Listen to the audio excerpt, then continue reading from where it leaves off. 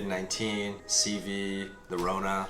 Fill in your guys' favorite name for a coronavirus outbreak down in the comments, because while it's gone by a lot of names, the impact that it has been clear. It has truly transformed our entire economy, our entire global pulse of what we're actually talking about. We've got some big things coming up, like I'll talk about how Grant Cardone has made an announcement that he's filing for bankruptcy, which is absolutely insane because this is coming after 2 weeks of him laying off like 50% of his staff, like even making comments like they can't sue him because the courts are closed. 30% of rent payers are late. 20 million unemployment claims, like something like 20 to 30% unemployment as of right now.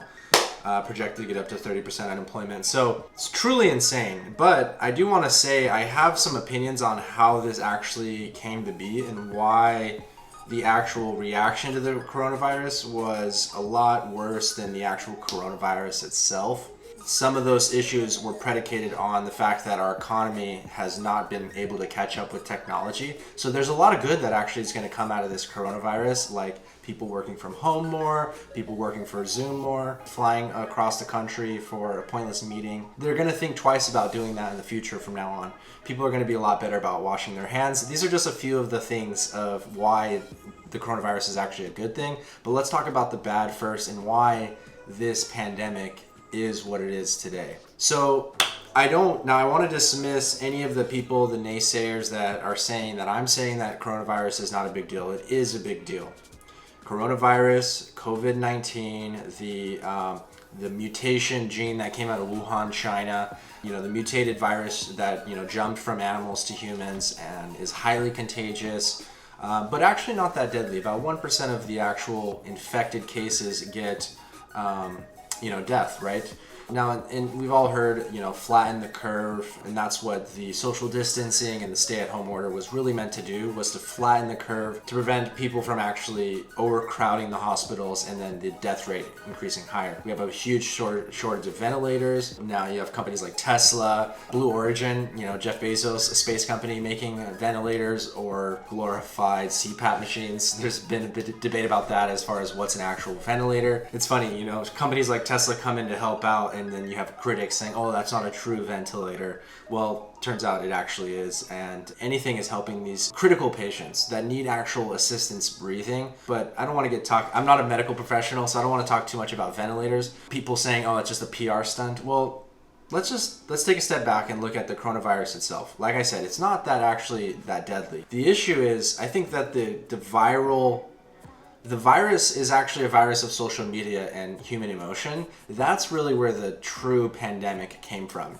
I'm sure if you looked at Twitter mentions or Facebook videos or mentions about the coronavirus itself versus actual number of cases, that it exceeds 10 times. I know for a fact I've talked about it at least 10 times in the past few months, and I don't have it. So I think if everyone's talking about it way more than there actually is, then the virus is actually more of a social concept. I'm not saying the virus isn't real. I mean, there are conspiracy theorists out there that would claim that, but the virus itself is much more of a social phenomenon than it is. New York is overrun and things like that. I get that, but I'm saying Neil deGrasse Tyson actually posted a tweet about this. He's like, this is a common fallacy. He's like, why are we locked in if we don't have that many cases of COVID? Well, the reason why we don't have that many cases of COVID is because we are locking in. So the social distancing and the stay-at-home order has proven to be effective, but the toilet paper run of 2020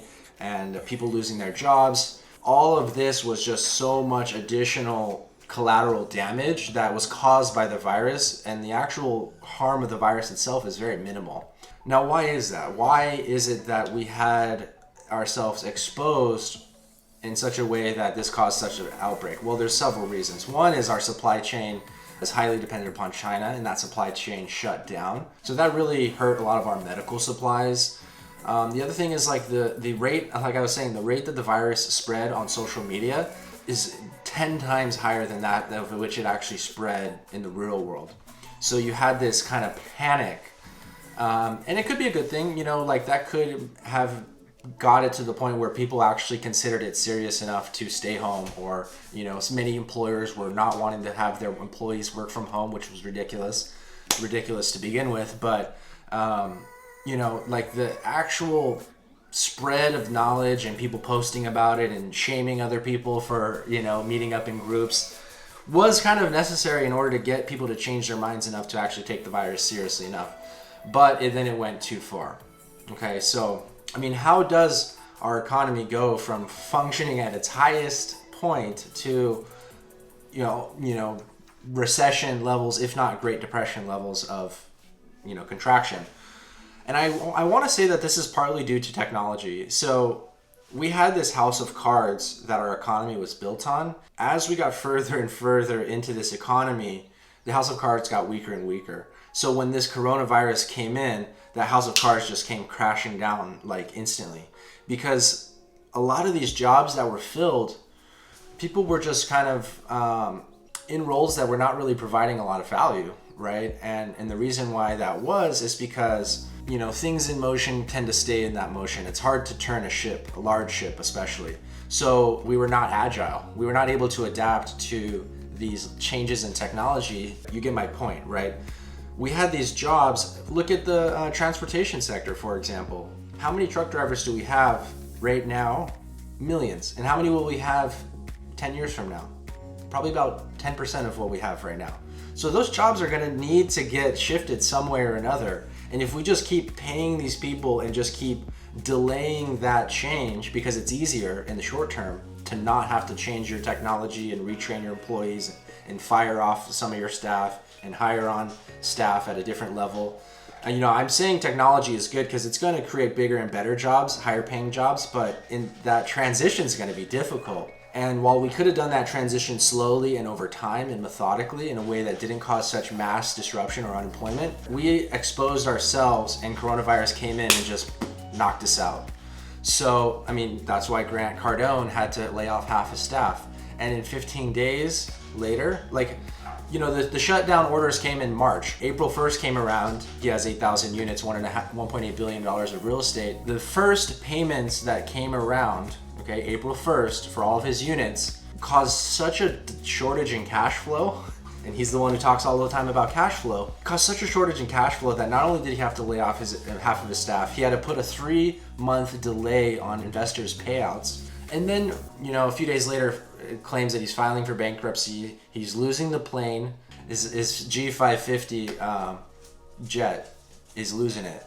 He's losing his condo, his $33 million penthouse condo in Miami. He's losing all 8,000 units. It's all going back to the bank. And he was saying this. I'll show the video right now. Okay. Now, on the rumors of my bankruptcy that is soon to happen, yes, it's true. Okay. I'm losing the plane, the condo, all the apartments, 8,000 units. Okay. All of it's going back to the bank. It's kind of insane because Grant has kind of built up this image online, and I look up to Grant as far as his social media content. Kind of questionable about his influence as far as Scientology goes, but hey, whatever works for him, that's great. I like that he doesn't try to push that onto us too much. Some of my friends, Jordan Paris interviewed him, Lauren Tickner interviewed him for her podcast.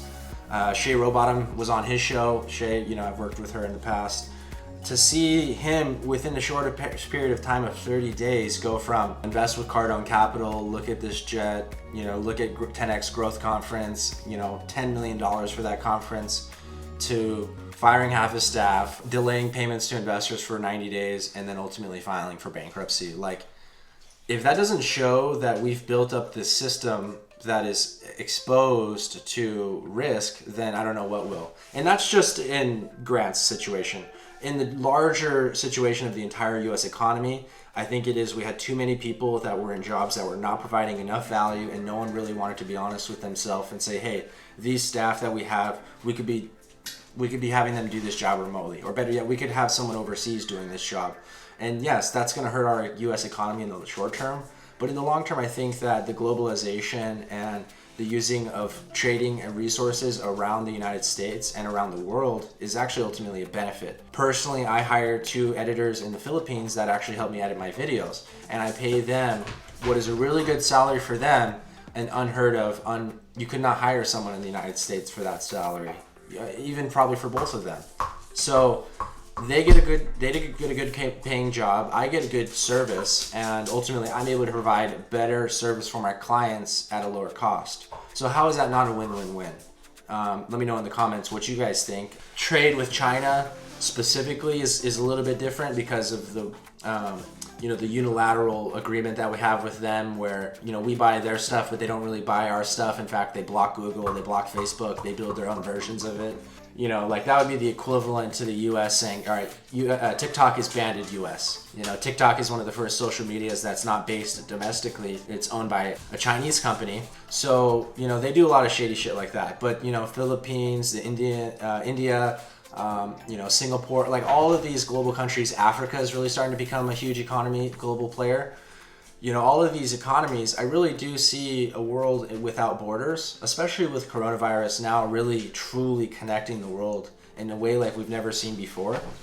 And working remotely, I don't see the reason why we can't have a global economy where together we all rise. And even if that means in the short term we experience some recession as far as restructuring everyone's job and figuring out how people can go from lower paying jobs that can be outsourced easily to higher paying, more creative jobs like being YouTube content creators or entertainers.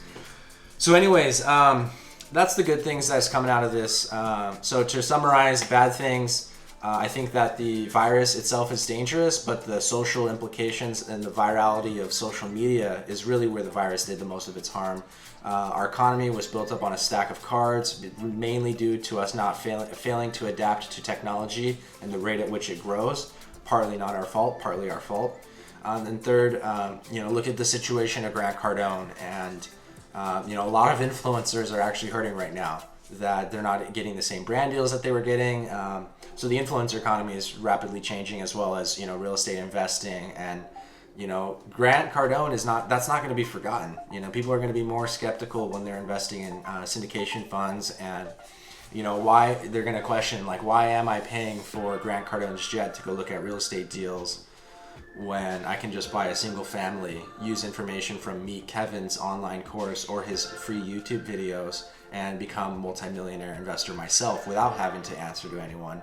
But anyways, guys, Grant, if you're watching this, I hope you didn't take it the wrong way. Love you, Grant. Love you, Meet Kevin. I love you guys. Thank you guys for watching. I hope you guys enjoyed this video. Let me know down in the comments, how has coronavirus impacted you? Are you guys still working? Are you guys unemployed? Are you finding a new job? Anyways, guys, love you. Peace out.